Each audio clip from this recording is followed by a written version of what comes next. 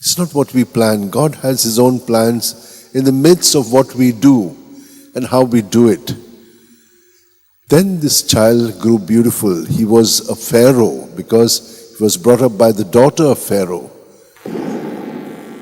And so the child had certain kind of authority.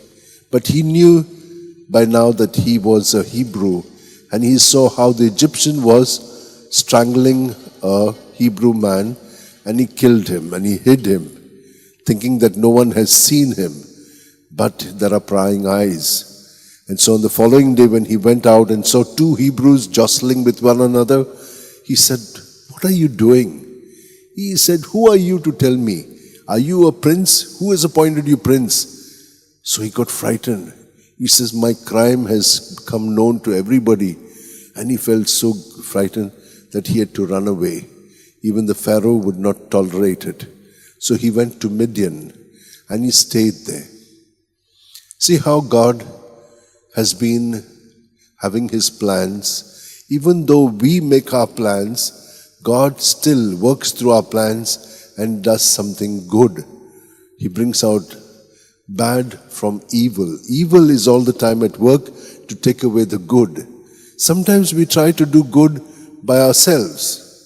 We don't know how to do it. Like Moses, he thought that this way he would finish off. But that's not the way of Jesus.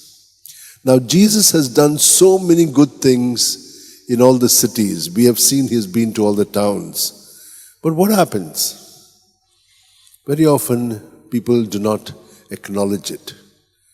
It does not touch them and they do not get transformed.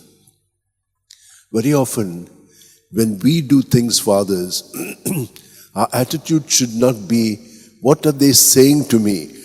Are they grateful to me? Are they, happy? Has it helped them? Never.